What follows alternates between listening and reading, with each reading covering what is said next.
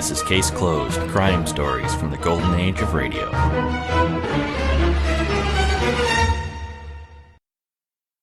My name's Jeff Regan. I get 10 a day in expenses from a detective bureau run by a guy named Lyon. Anthony J. Lyon. They call me the Lion's Eye.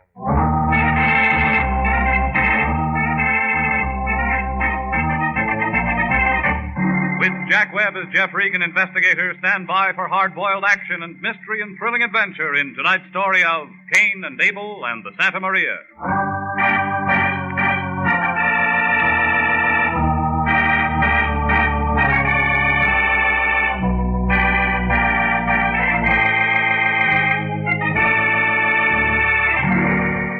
Well, this is the way it started. It was one of those cold, clammy mornings that the Chamber of Commerce doesn't like to have in print. I was in my place working on a 4-minute egg that tasted like a boiled golf ball when the phone began bouncing. I let it ring a while, and I got to thinking that it might be an old-fashioned girl who knew how to cook. It was the Lion. Hello, Regan talking. This is me. I've been working all morning. I'll buy you a time clock. Get to the point. This is our lucky day. I just talked to Dun & Bradstreet. How are they? Now, don't be funny. We got a new client, and they tell me when the Treasury Department gets in trouble, they come to him. Yeah? The guy's name is Abel Roderick. Got a special from him an hour ago. He asked for a man, and I'm sending you, Regan. You're sending me where? His ranch. He raises horses. Horses don't talk. What's bothering him? Maybe it's his wife. Tell me she's got a pair of legs she'll never forget. He just said he wanted an operator out there by 12 o'clock. You never learn, do you? This means dough. What else does it mean? We'll go as far as homicide and arson when they got pockets as long as his. Money all you ever think about? Yeah, you learn something when you're as old as I am.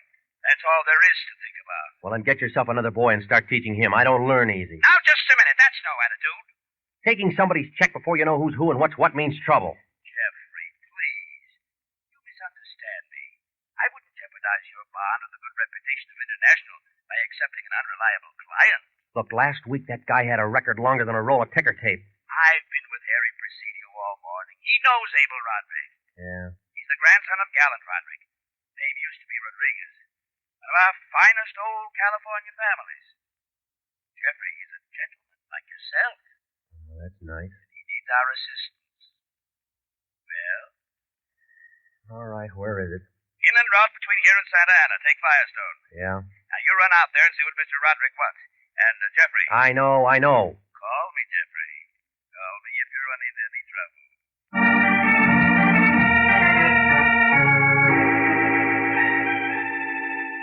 Well, when the Lion hung up, he sounded as happy as a chorus girl with a new mink coat. Oh, he's a smart guy, I guess. But he uses check stubs for a telephone directory. Well, the home of Abel Roderick wasn't too hard to find. All I had to do was to get out on the highway and look for a hill. That's where it was. One of those old Spanish-type places with a block of porches, windows, and lots of iron grill work. Yeah, 20 years ago, it might have rated the good home section, but now you couldn't tell where the grass stopped and the weeds began. It's kind of used up and sad, like a derby winner with a broken leg. A tall blonde guy, about 30, in a black polo shirt, was stretched out on a beach chair in the front porch. He pulled off his dark glasses and watched me get out of the car and come up the steps. And he gave me one of those looks, like he was already tired of knowing me. We don't want any. How do you know? We never want anything. Go away. I'm here to see Abel Roderick. You him? No. But he lives here, doesn't he? Yes. Who are you? My name's Regan. So? I want to see him. Go ahead. See him. Everybody as nice as you. Oh, I got a merit badge for being the nicest. What did you say your name was? Regan. What did you say you wanted to see him about? I didn't say. Mm-hmm. Well, it's too hot to play games, so I'll tell you. I don't like you and he won't like you. Well, now, what am I supposed to do? Roll down the stairs? It might help, baby. Well, where'd you find him, Cain? Janie, this is Mr. Regan. He came to see your husband. I guess he has business with him. Hello, Mr. Regan. Is Abel expecting you? At 12. You're 10 minutes late. Well, I'm still trying to see him. He's in the study. Come on. I'll see you later, Regan. I thought I knew all of Abel's business acquaintances, but I don't remember you. Oh, I'm a new one. What do you do? A lot of things. You're very interesting, Mr. Regan. Mm-hmm. Will you be coming here often? I don't know. I hope so. You keep your husband in a vault? I'd like to. You're cute. Here we are. This is Abel's study. I guess he stepped out for a moment. Would a drink take off the rough edges? Might. Good. I'll make you one. Okay. Where are the horses? Horses? Gave that up a long time ago. Given up a lot of things, Mr. Regan. Let's not worry about that. Thanks. That blonde boy out on the porch doesn't like me. Okay. He doesn't like anybody. But let's not worry about him either. You're crowding me. Don't you like to be crowded? All depends on whose wife is doing it. You're worried about Abel? I'm drinking his whiskey. I never had any complaints. I don't see why you should. What kind of a nasty crack is that? You figure it, lady. Mister, nobody talks to little Janie like that. Hello, my dear. Introduce me to our visitor. Oh, Abel. This is Mr. Regan, darling. He says he has business with you. Regan? Oh, Regan. Yes, of course. How do you do, Mr. Regan? I'm Abel Roderick. How are you? I see Janie's made you comfortable with a drink, so we can get right down to business. Oh, Janie, my dear, why don't you ask Cain if he'd like to play some tennis? You're not very subtle, darling, but I was just leaving. That's a good girl. I hope to see you again. Don't let her worry you, Regan. It's an act. Do I look worried? She's lovely, and if you're young and tall and Janie's around, she adopts you. I wasn't an orphan. She'll be sulky all day now.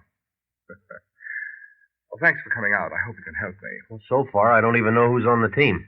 A man in my alleged position is quite often the object of subterfuge. You can understand that. Well, you mean because you got money, yeah. To be quite frank, I have no money, Mr. Regan. That's going to come as a shock to somebody I know. Who? Never mind, go on. It's my grandfather, Gallant Roderick. He controls all of the wealth in this family. You his front man? The eldest son of a son. And I live in this deplorable old shack waiting for grandfather to die. How long you been waiting? Too long, Mr. Regan. But I'm past 40 now. I don't know how to do anything else, so I continue to wait. Along with my devoted brother, Cain, who has the same thing to look forward to. Yeah, I met him. If you think he's bad, you should meet my grandfather. He fitted us with these charming names, Cain and Abel. Well, what's all this got to do with me? Here. Look at these. Mm-hmm. 2 little ships of silver. Perfect replicas of the Pinta and Nina, named after Columbus's fleet. Can't buy stuff like that anymore. Not even on a time plan. Hardly. 20 years' work on the part of an ancient silversmith in Madrid. And a prized possession of the Rodriguez family for 7 generations. My great-great-great-grandmother wore them on her wedding dress. Where's the other one? You guessed it, Mr. Regan. The Santa Maria is missing. Janie wore it to Ciro's night before last. She'd lose it? Nothing so simple. It was stolen. How? Oh, she was with Cain. It was late when they got back. A masked man stopped their car on the turnoff. According to Janie, he was very polite, merely removed the Santa Maria, took nothing else. What about Cain? He was passed out. Janie was driving. Regan, the usual thing is for me to get a telephone call and have an opportunity to buy it back. Isn't that right? Well, a heist job usually works that way, yeah. Well, I haven't been contacted. I'm getting worried. What does your insurance company say? My grandfather owns the insurance company. I've told no one but you. You don't want him to know about it, huh? Well, he might cut me off if he thinks I've been careless. Well, what do you advise me to do? Wait for that phone call and buy it back. I'm willing to buy it back, but the truth of the matter is grandfather will be in from the east this week. The first thing he does when he comes out here is ask to see those ships. Well, now, look, whoever pulled the job couldn't unload a thing like that without being caught. And if he melted it down, he'd be lucky to get $50. He's as bad off as you are. Do you think he could hurry it up? Well, I know a couple of people. Then you'll try and contact them for me. Do what I can. Oh, thank you, Regan. Now we just sit back and wait for my ship to come in. Bad joke, huh?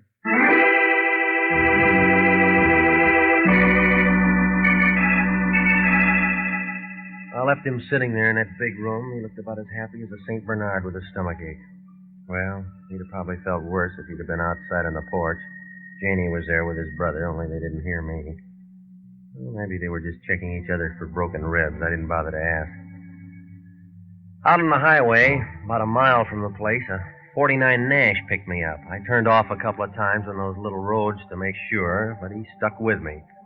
Once he got real close, but he was wearing dark glasses and a straw hat, and could have been Whistler's mother for all I knew. When I pulled into the lot by our building about 3 o'clock, he drifted along with the Broadway traffic. I took his license number, and then I backed out and drove over to 3500 Hope Street. So I said, wait till I go see my friend Moriarty. Okay, buddy, well, let's see. I want to trace a license number. Accident? No. Okay, man. Highway to 11. Thanks. Next. I want to know who's registered for these plates right here. 4E7542. This year? Yeah. I'm a private detective. I think it might be connected with a case. Yeah. Makes you think that. Well, the car followed me this afternoon. Yeah. Just tell me who owns it, will you? Then what? Well, then I'm going to write you a letter. I don't collect stamps. You worked here too long, lady. You telling me. 6 years I collected fines A through G. Now I'm doing this. Think, huh? Who does the car belong to? I gotta look. A lot of cars in Los Angeles. Thousands of cars. Mad months would blow his brains out if he knew just how many cars there really are around this town.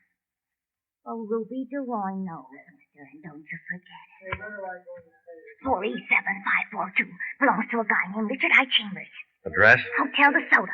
Thanks. Come back anytime, doll. Glad to help you out.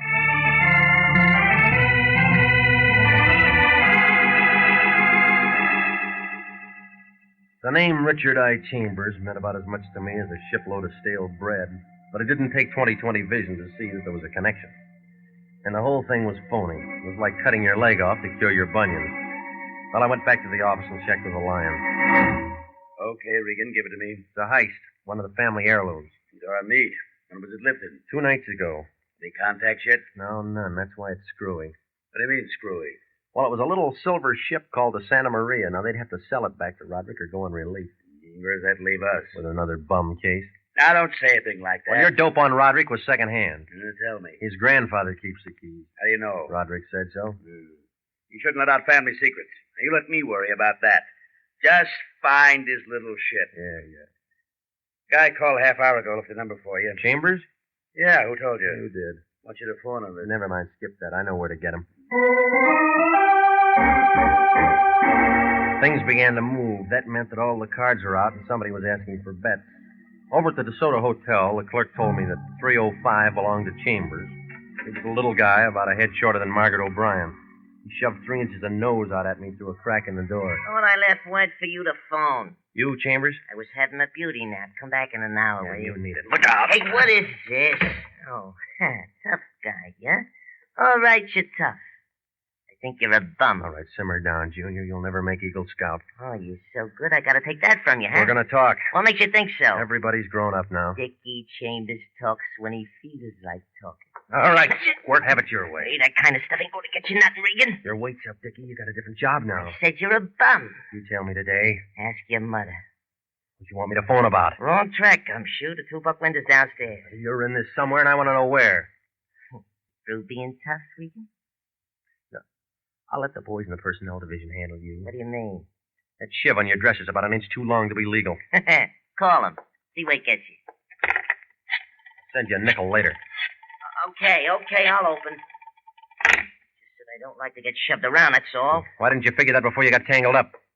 I'm your contact. All right, come on. Let's put the show on the road. How much does it cost? $5 grand and 10s and 20s. Go on. Tonight, 10 o'clock. You come with him. Where? Mile side of Santa Ana Airport. Little road turns left off 101. Drive 2 miles and park. And then what? If you got the $5 grand, you don't try anything funny. He gets his little silver ship back. That it? That's it, peeper. Happy? See you later, Dickie. Oh, I'm checking out tomorrow. Hey, look, Buster, you aren't any heist man. They come smoother. What's your angle? Maybe I love jewelry. Do you care if maybe I love jewelry? I don't. A guy like you's got to love something.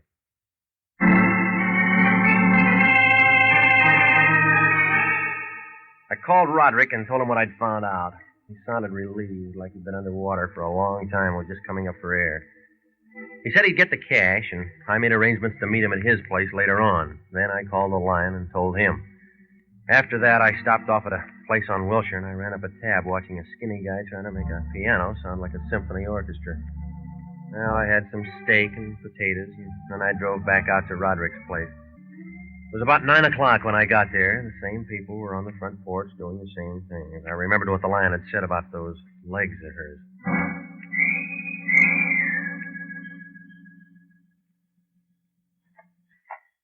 Oh, Joe. Having fun? Oh, Regan, huh?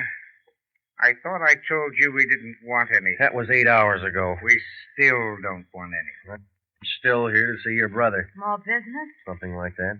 I don't like you any more now than I did this morning, and I hated you then. Yeah, well, I'm going to cry about that when I get home. You're pretty smart, aren't you, Regan? Cain, please be careful. He's awful smart. Cain. Let me go. Yeah, let him go, lady. I'll give him back. Now, I'll show you trying to spy on people, huh? I'm going to give you something, people. He's been drinking. Look out. Look out, nothing. Go on. Oh! Well, I guess he deserved that. Nasty when he works at it. How was the other time? There aren't any other times. Too bad. He'll be different when he wakes up. What do you mean about the liquor? Skip it. Getting the wrong idea about everything. What do you care? I was a hat check girl in a cheap nightclub. What's going on out here, Janie? Oh, Regan, you're here. What was he acting up about tonight? Mr. Regan. Well, it doesn't make any difference. Take care of him, will you, Janie? Of course, Abel. That's a good girl, Janie. You all ready, Regan? You got it? All set. I'll be home early, Janie. Come on, Regan, let's go.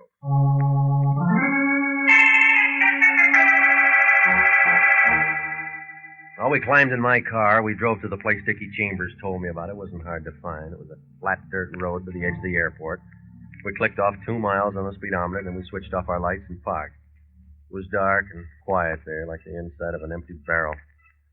Roderick didn't have much to say. He just sat there chewing on a cigar and looking at nothing. He was real good at waiting. I looked at my watch about 3 minutes to 10, then I saw the headlights of another car coming down the road from a long way off. Roderick nodded his head, and I began to have a feeling like I was standing on top of the trap, and the warden had just smiled at the hangman. That must be ours, Regan. Do you think we should switch on our headlights? They may not see us. Unless they got wings, they got to pass us. They don't seem to be slowing down much, do they? Get out of the car. What? Get out of the car. Say, what is Don't this? talk. Move. Oh, all right, all right. What's got into you, Regan? Come on. Well, we can't just... Well, them think something's Look, wrong. this is a packed deck. You're a ringer. I'm not sure I... Spun him around and he fell against the car. I pulled out my gun, but it didn't do any good. Whoever it was must have been in vaudeville. That was the fastest disappearing act since Houdini. You are listening to the story of Cain and Abel and the Santa Maria, tonight's adventure with Jeff Regan, Investigator.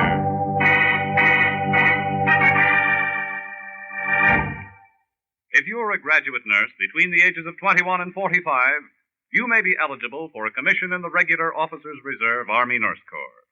If you are eligible and meet the high standards to qualify to serve with this fine organization, you may elect active or inactive status.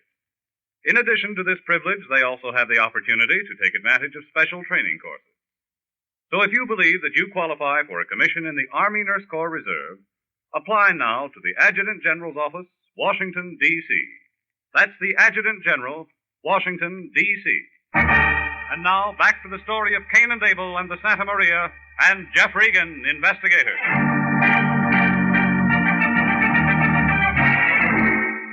Well, there was enough loose lead around there to start a scrap drive. Whoever it was wanted to make real sure. My car was as full of holes as a canceled check. I found a .45 slug in the seat packing, and I piled Roderick inside, and I drove over to a motor court on the highway. An old lady with a dust mop for a head of hair registered us and complained about all the drunks there were in this world. And then when I got rid of her, I went out to the phone booth and gave the lion a ring. I woke him up. It's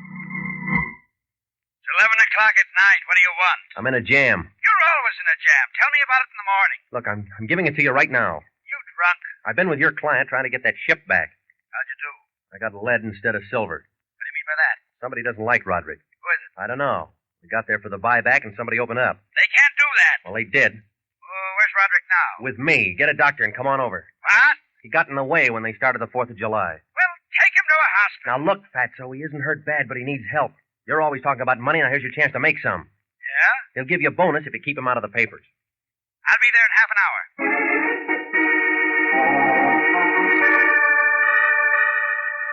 Well, the lion showed up 20 minutes later. He had a long-faced guy with him who said he was a doctor. He looked more like an undertaker, but I didn't argue. I told the lion to keep Roderick there till I phoned back. Then I beat it over to the DeSoto Hotel. The door to 305 was open. Dickie Chambers had company, only he wasn't receiving. He was lying under a sheet. A fat guy in a wrinkled suit seemed to be running things. Come on in, brother. I didn't know Dickie had any friends. I guess he didn't. Who are you? The guy who met him once. Who are you? Ed Granger, constable. This is my territory. What's your name? Regan, private investigator. International? Mm-hmm. The Lion's Eye, huh? Know anything about this? I talked to him this afternoon. He gave up riding horses for other things. What kind of thing? He was contact man on a heist job. Yeah? Where do you come in? I was hired. That's why I met Dickie. Mind telling me by who? It's a client, Granger. This is a murder. Okay. Let it go. When'd you find him? A little while ago. Clerk called, said he heard shooting. I came down with the boys and found Dickie doing the long sleep. Happened less than an hour ago. He's a tough little guy. Well, them 45s don't know nothing about that. 45? Big holes. Chest and neck, close range. Corner's gonna lose 2 bits. He thinks it's a 30. Well, look, if it turns out big, try this one for a match here. You've been playing games tonight? Somebody gave it to me. Connected? Ballistics will tell you. Anything else? No. What'd you come back for? Talk to Dickie. No good, huh? No good. I should have asked him earlier. We can get you through International. Yeah. Well, if you got anything, remember the name. Ed Granger. He was peeking under that sheet looking at Chambers when I left. There was kind of a sad smile on his face, like somebody put gasoline in his thermos bottle. I drifted across the street for a package of cigarettes, and then I came back and climbed in my car thinking about the whole thing. I don't know how long I sat there in the car, but when I looked up, there was a shadow against the wall of the building. It was a good-looking shadow. Doing your homework? Yeah, I do for a diploma. Congratulations. What would you like for a gift? How about a little silver ship, huh? Sorry, too expensive. Try again. All right, give me a 45. What would you do with that? Give it to a cop named Granger. Then what? All right, go home and go to bed. You haven't asked me what I'm doing here. I know. Cain? Him, too? He isn't so bad when you get to know him. From where you're sitting, he must have wings. Well, if it isn't the gum heel. You ready for laughs? What do we got, a comedy? Take a look, Jenny. Okay, bright boy, where is he? You sober enough to shoot straight? I took the pledge. Before or after you came by us out on that road? After, baby. You don't smell like it. Where is he? Try my car trunk. I'm using him for ballast. What did you do with him, Regan? Cain, there's some people coming. Has he told you what he did with Abel? Not yet. I'm going to have to talk to him somewhere else. Right, Angel. Okay, Regan, come on, get out. Hurry up. Now turn around. Let me guess what's coming. It's a trip to the moon. Sit tight, baby. Here you go. Oh!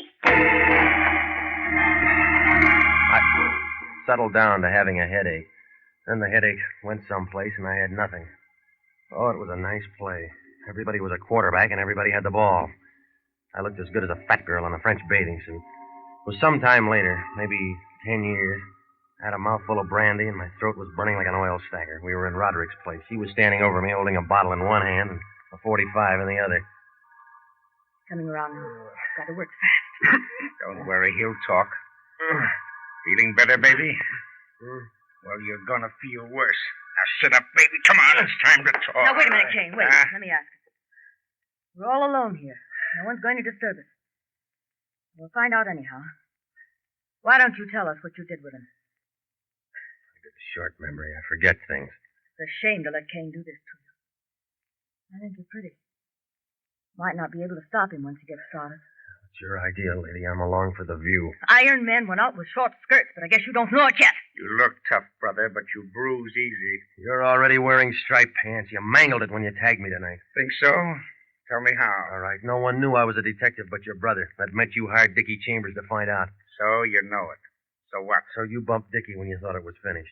Well, that makes you know I'm not kidding. It was a constable named Granger. Cain? Relax, Angel, relax. Don't let him scare you. He hasn't told anything to anybody. No? No. If you did, we would have found him in a hospital. I saw him go down. Are you sure? Of course I am. Now all we got to do is find him. So let's get started.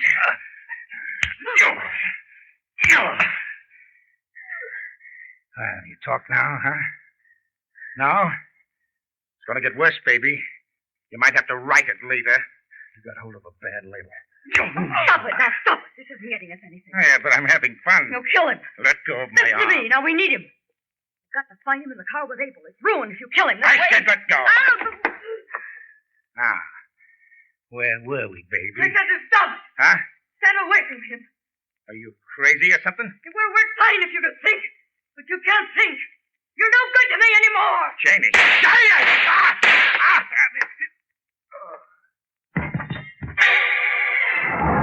He shook all over a couple of times like he was saying no in a big way. And then he finally relaxed. She knelt down and took something out of his pocket. I tried to lift one of my arms, but I got about as far as I would trying to hook a whale with a salad fork. I must have looked real bad, because all of a sudden her eyes kind of lit up and she came over. Taking a lot of punishment, mister. Not as much as you're going to take. A matter of opinion. By the way, you didn't happen to be carrying that $5,000. You're looking for a stake? Yeah? I'm going out prospecting. Trip around the world? Far enough to make some new connections. That's all a girl needs. Here. Here's the little ship. You didn't do it for nothing. Run out of bullets? No. If they ever get me, I'll say justifiable homicide. He's trying to kill you. You're my witness. Oh, you are pretty. Take care of yourself. Goodbye.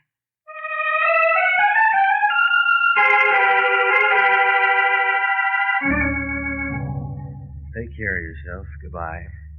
That's all she said, and that was the last I ever saw of her. Well, it seems that Janie and Cain had figured to tag both of us out on that road, and it'd all be blamed on a phony heist gang. There was a lot of insurance they could have turned into ready cash, but I had a feeling that when I made Abel get out of that car that night, it ruined things for him. Janie and Cain thought that they could still do it if they could find him and get us together again. That's why he went to work on me. Cain already killed Dickie Chambers because he thought there might have been a double cross, and I guess he was kind of crazy by the time he got around to me. Well, anyway, about 3 months later, a detective sergeant down in Miami Beach spotted Janie one night working the hat stand in a nightclub. Everybody wondered how he could recognize her. She dyed her hair, and it really changed her appearance. But it figured. You see, the police folder had a picture of her in a bathing suit, and she couldn't change those legs.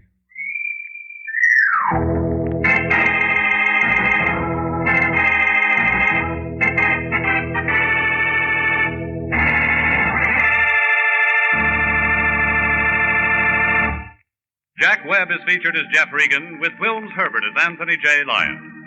It's CBS at 9:30 next week for more hard-boiled action and mystery with Jeff Regan, Investigator, written by E. Jack Newman, produced by Sterling Tracy. The role of Janie Broderick was played by Lorene Tuttle. Marvin Miller was Abel, and Wally Mayer was Cain. Dickie Chambers was Sidney Miller, and Paul Frees played Ed Granger.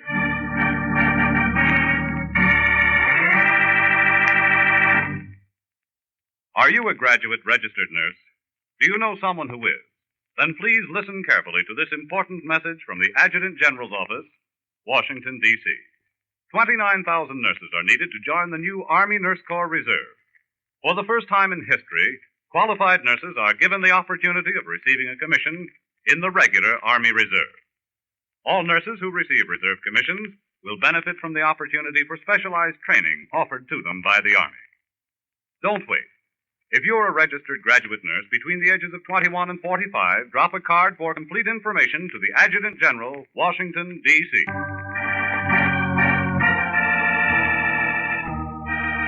Original music for this program is by Dick Arant. Jeff Regan, Investigator, is heard every Saturday at 9:30 over CBS. Bob Stevenson speaking. This is CBS, the Columbia Broadcasting System.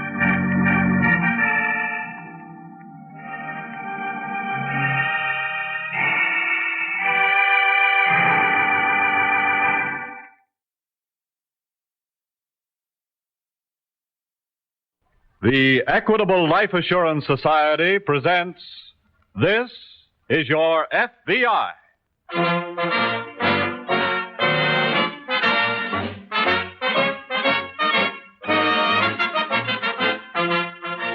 This is your FBI, an official broadcast from the files of the Federal Bureau of Investigation, presented as a public service by the Equitable Life Assurance Society of the United States and the Equitable Society's representative in your community.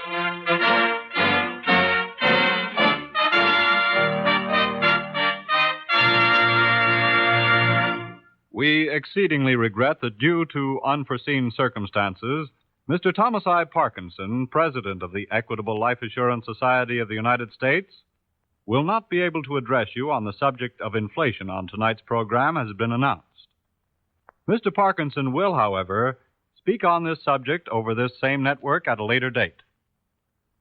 If you've been listening regularly to these FBI programs, such as tonight's case, which will open in just a moment, you have heard the word cooperation used a great many times. And that's because it's a key word in the Equitable Life Assurance Society of the United States. 86 years ago, a group of self-reliant men and women cooperated to found the Equitable Society, to assure each member more security than any individual effort could provide. And now, the sound common sense of such an enterprise is revealed once more in the yearly report of the Equitable Society to its members. Just published, this report is so interesting that later on I want to tell you about this book. A book which proves once again that by serving its members, the Equitable Society serves America.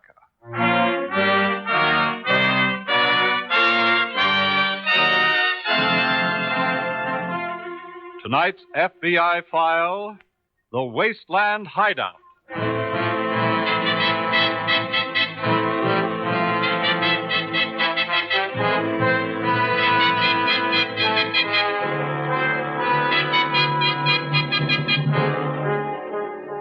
Far more numerous than the so-called psychopathic killers, and dangerous to more people, are killers of the type dealt with in tonight's case from the files of your FBI. Professional criminals to whom murder is merely another tool of their trade, who kill without cause, real or imagined, solely as a means to an end. They are, indeed, the dealers of sudden death.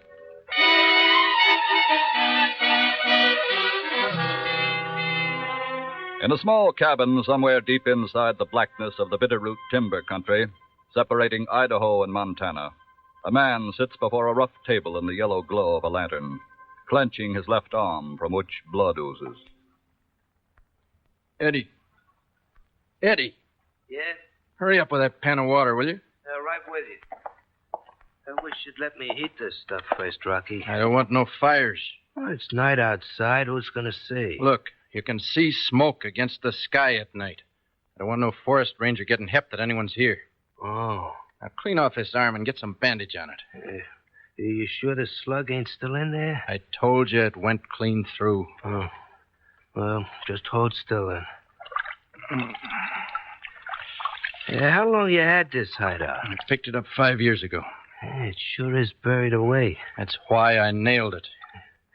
Any hunting around here? Sure. How about fishing? Plenty. Hey, this can be a regular vacation, huh? Not exactly. We just go under here until the heat cools off. Easy, will you? Oh, sorry. Eddie. Yeah? There's a job you're going to have to do. What's that? You got to rustle us some grub. You mean go hunting? Nah, stupid. You got to get some store grub. Hey, but you said there was plenty of hunting. There's plenty of guys hunting for us. We ain't running loose in these woods. Oh. Where's the store? There's a joint about 10 miles from here. You got any dough? You don't use dough. You heist it. Oh. If I could make it, I'd go myself, but I can't, so I gotta send you. And look, just for once, do a job right, will you? Oh, now, Rocky, you know I know if it hadn't been for you, I wouldn't have this bum wing. Now, listen close. I'm going to tell you how to get there, and you're going to get it right if I have to spell every word.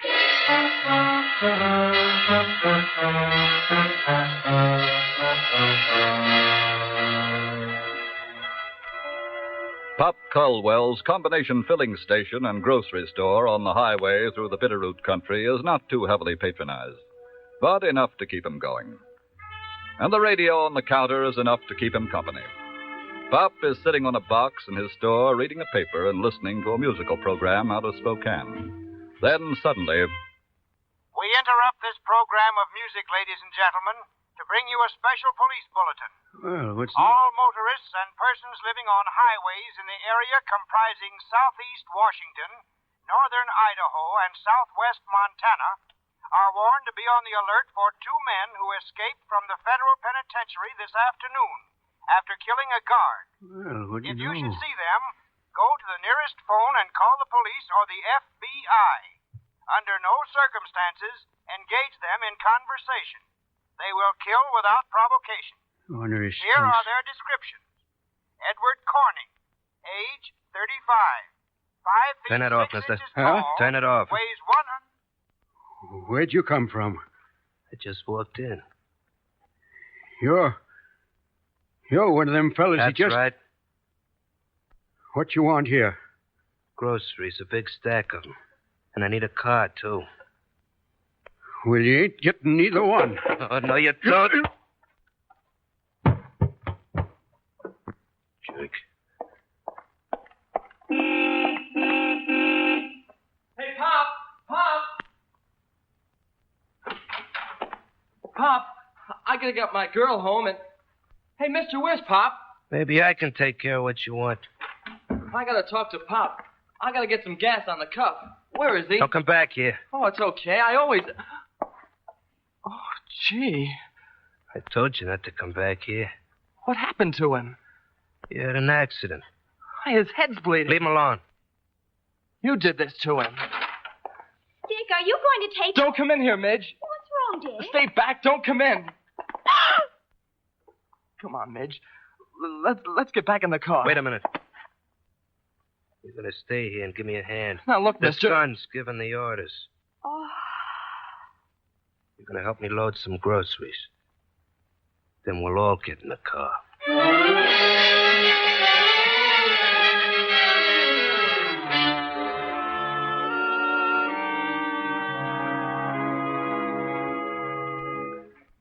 How are you feeling now, Mr. Caldwell? Coming round all right, I reckon. Who are you fellas? My name's Perry. This is Mr. Norton. We're special agents of the FBI. How do you do, sir? How do you do? Well, now, that beats all. How'd you know I was in trouble? We didn't, Mr. Caldwell. Huh? We're on the trail of two men who escaped from the federal penitentiary. Yeah, I know. I heard it on the radio. It was one of them that walloped me. Yes, we had an idea it was something like that. When did it happen? Well, it was right after 8 o'clock. That was only 30 minutes ago, Jim. Yeah. We can't be very far behind them now, especially since they're on foot. On foot? We found the car they stole down the road, abandoned, burned out bearing. What'd they come here for, Mr. Caldwell? Well, there's only the one came in. He wanted some groceries. Groceries? Yeah. Oh, then they must have a hideout somewhere around. Wait a minute. What is it, Jim? It's a girl's compact here on the floor. Well, no. Where'd that come from? The initials are M.E.L. You know who that might be, sir? M.E.L. Oh, sure. That can't be nobody else but young Midge Ellen Lancaster lives back in Summit. I see. And if she was here, then Dick Barstow, who's sweet on her, was here with her for sure. Does he have a car? Yeah, he practically lives in one. And that accounts for the fresh car tracks outside by the gas pumps, Jim. Probably means more than that, too. Do the parents of these youngsters have phones, Mr. Caldwell? Yes, they do. All right, we'll call them, George. Right. And if neither of those kids is at home, the bandits have them in their car, too. No telling where they are by now. Let's get on that phone quick.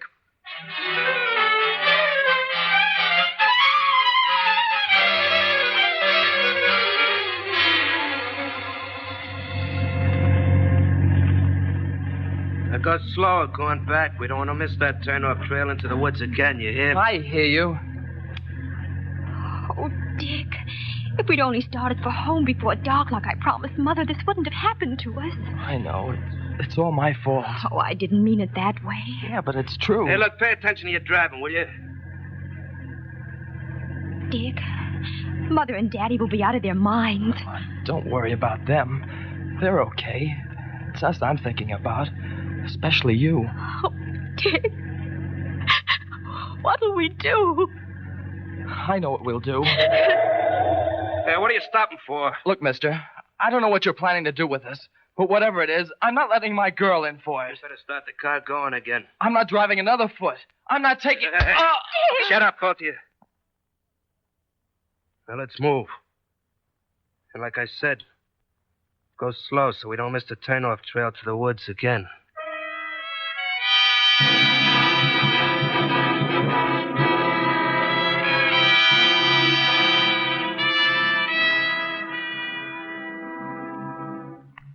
Yes, sir. And try not to worry. I'm confident everything will turn out all right. Yes, we'll keep in touch with you. Goodbye, sir. Well, I guess that cinches it, Jim. Both kids are missing. While you're at the phone, George, you better get out an alarm on the car and the boy and girl. Oh, sure. Hello. Hello, operator.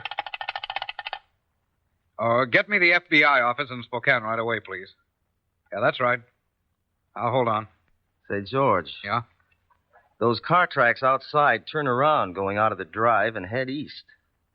Now, if they kept driving steadily after leaving here, they couldn't have made more than 50 or 60 miles. What are you thinking? Let's get the office to contact police at all points 100 miles east of here. That'll block all roads ahead of them. Right. Then if we don't get a report back here in a reasonable length of time, we'll know that they've holed up somewhere in this area. Well, let's hope they keep driving through.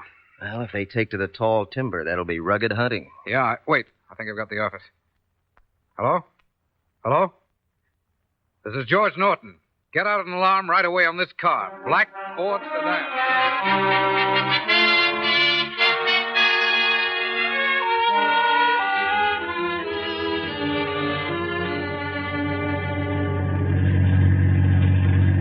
Okay, stop here.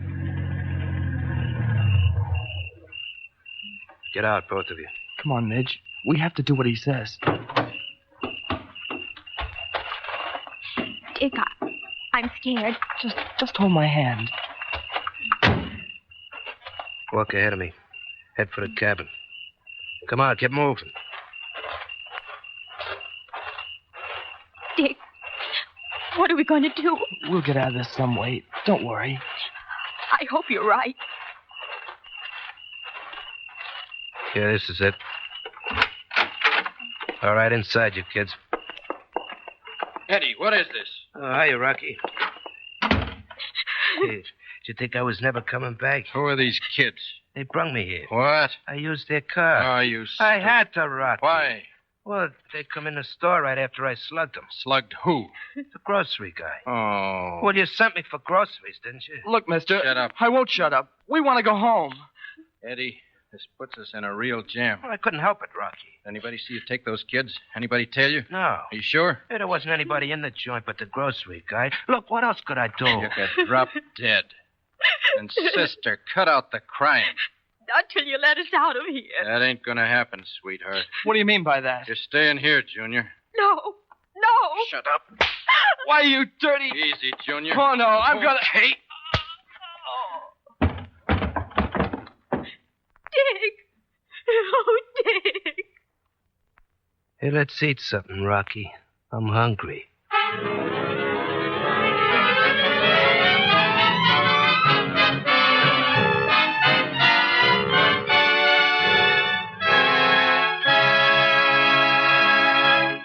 In a moment, we'll reopen tonight's FBI file.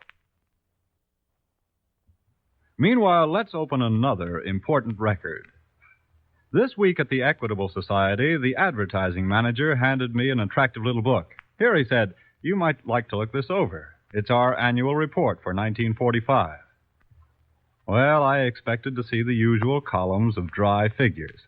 But this Equitable Society report was something else again. It was a 24-page book, bright with color, sparkling with interesting facts. Its title is Your Policy. And as I read it, I thought, here's one of the most forceful tributes to cooperation I've ever seen. It just shows what people can accomplish when they honestly and willingly work together for protection and security.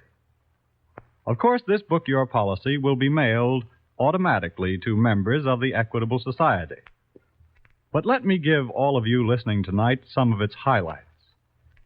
This book explains how the Equitable Society's investments aid government, industry, agriculture, homeowners. In short, how the society, by serving its members, serves America.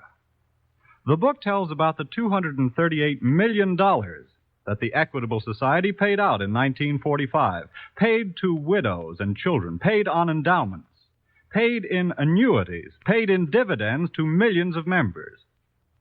It tells what every war veteran should do to keep his National Service life insurance in force. And it tells you how your Equitable Society representative is trained to serve you in many, many ways. This isn't all it tells, but it's enough to prove to anyone that this week and every week for more than 86 years, the Equitable Life Assurance Society has been building security for you, your home, and your country. And now back to the FBI file, The Wasteland Hideout.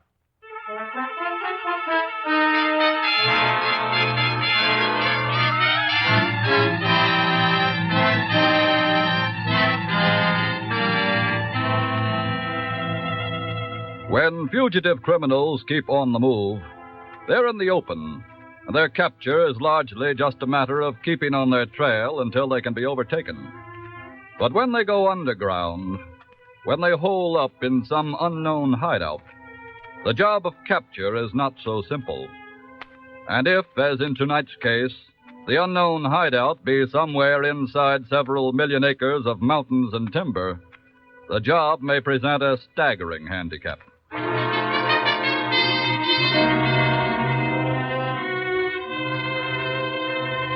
Some 2 hours have now passed since the man called Rocky struck down the boy, Dick Barstow, in the hideout deep inside the Bitterroot timber country. Back at Pop Caldwell's filling station and grocery store on the highway, actually only 10 miles as the crow flies from the hideout, Special Agents Perry and Norton of the FBI are studying a map and hoping the phone will ring. They couldn't possibly have had more than a 50 or 60-mile start from here when you put out the alarm, George. Yeah, I know. We've got police and deputies covering all roads east of here. I don't see how they could have gotten through. Still, the phone doesn't ring with any report. Then that's got to mean only one thing. They've stopped traveling. Here's some hot coffee for you boys. Oh, thank you, Mr. Caldwell.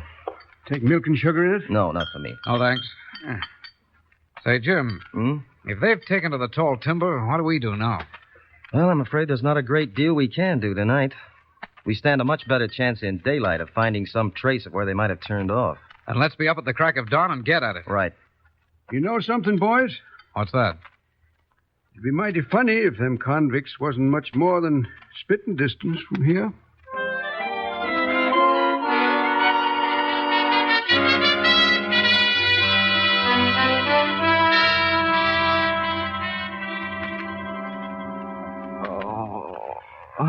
Oh, Dick. Dick. Oh, Oh, thank heaven. Oh, my head. Lie still, Dick. Don't try to move. Mitch, what are you doing here? I mean that... Oh. Please, Dick, just lie still. Where are we? What happened?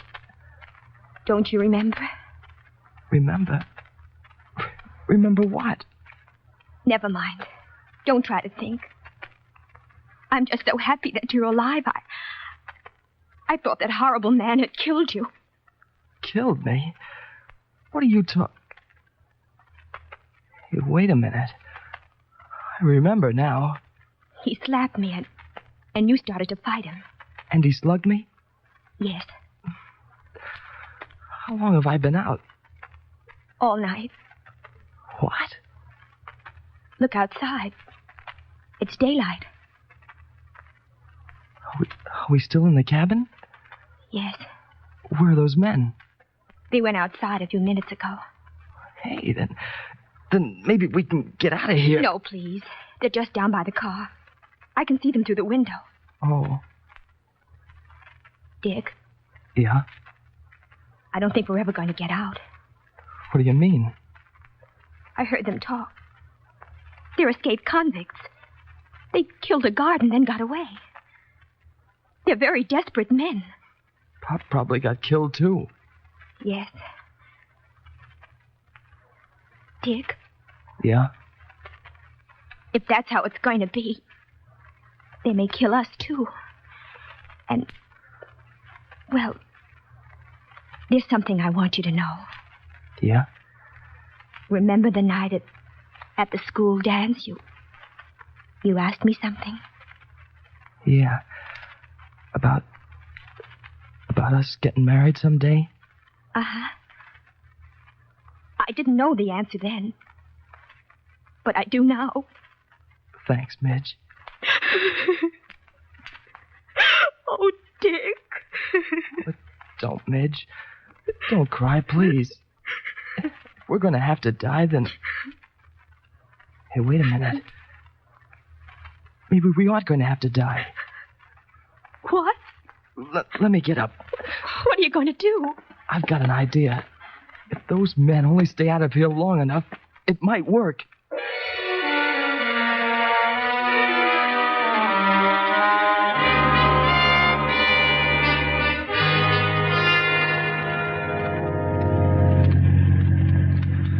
Well, George, we've cruised up and down this road for 20 miles and still no sign of where any car turned off up in the woods. Oh, they must have colored up any signs like that. I'm afraid so. Hey, I've got an idea. Yeah? If they've got a hideout in the timber, it must be an old trapper cabin or a hut in an abandoned logging camp. So we start looking for all the cabins scattered through several million acres of tall timber. No, we can make the job easier than that. How?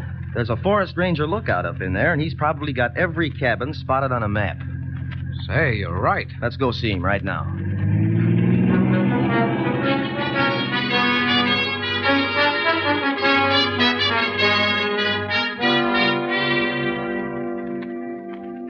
You FBI fellas have picked out a pretty good job for yourselves, I'd say. How do you mean?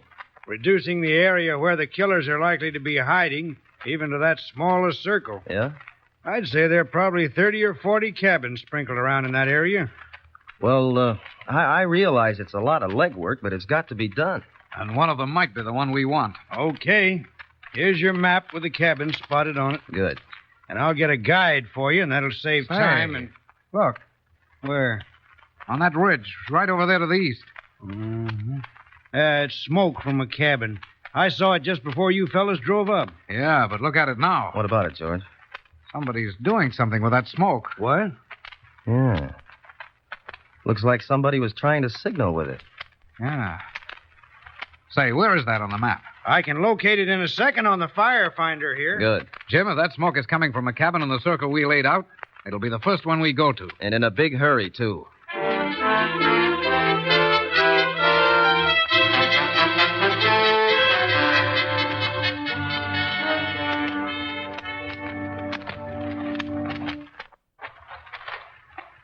Well, that's that.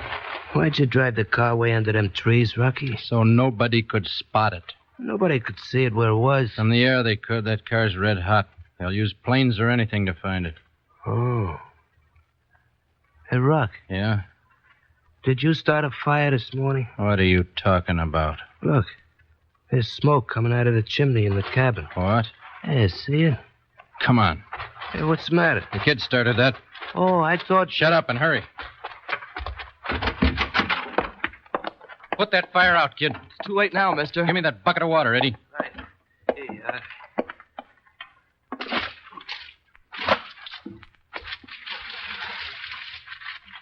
There. What'd you set a fire for, kid? I know what he set it for. How long you been at it, kid? Long enough, I hope. Well, we're not going to stick around to find out. Are we leaving, Rocky? Yeah, stupid. What are we going to do with them? What you should have done at the old man's place when they came in if you had any brains. Dick! Wait a minute, mister. Got no time to argue now, Junior. Look, kill me or do anything you want to, but let her go, please. Not a chance. Drop that gun, you. Rocky, look out. I'm not dropping any gun. Rocky. All right, keep this other man covered, George. I'm sorry, young lady, that you had to see that. Thank you, mister. We're special agents of the FBI. And I imagine they were your smoke signals, huh, son? Yes, sir. Good work. And now we're going to take you both home to your folks. Come on.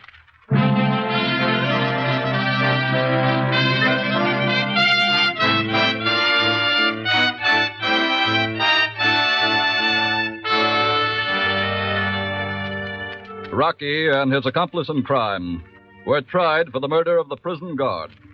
They were both convicted for this crime and sentenced to death by hanging. And so ended the career of two more dealers of sudden death. There are, however, many more of their kind still at large. Unfortunately, neither your local law enforcement officers nor your FBI know just who and where they all are, nor when any will strike. But of this you and they may rest assured. When one does strike, he'll be pursued day and night, 24 hours around the clock. And let him hide out wherever he chooses, he will be found.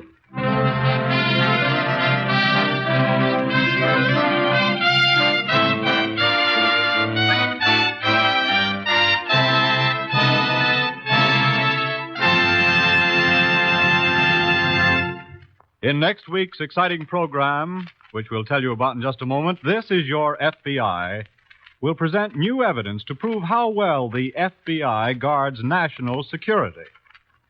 And in the booklet called Your Policy, the same one I was talking to you about a few minutes ago, the Equitable Society presents new evidence to prove how carefully and intelligently the Society protects your financial security through life insurance.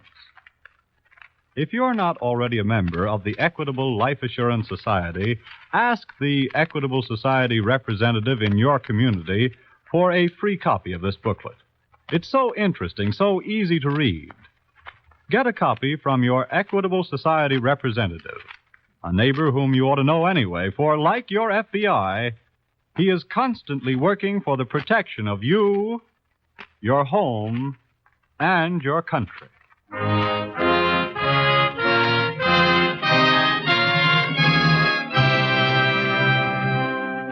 Next week, we will bring you another colorful story from the files of the Federal Bureau of Investigation. The Bogus War Brides.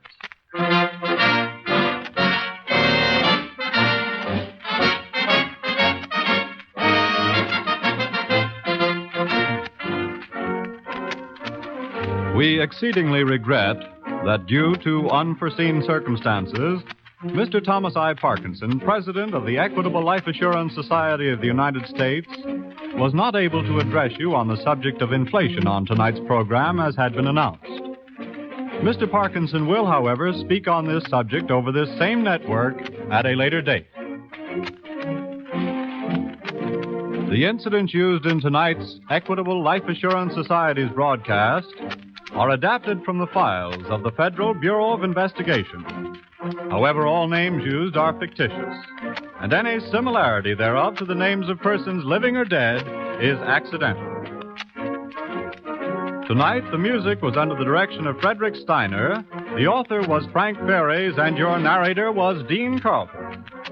This Is Your FBI is a Jerry Devine production.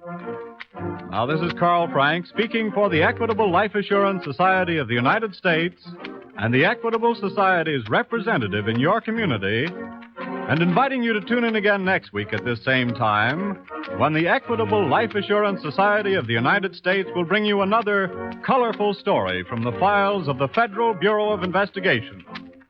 The Bogus War Bride. On This Is Your FBI.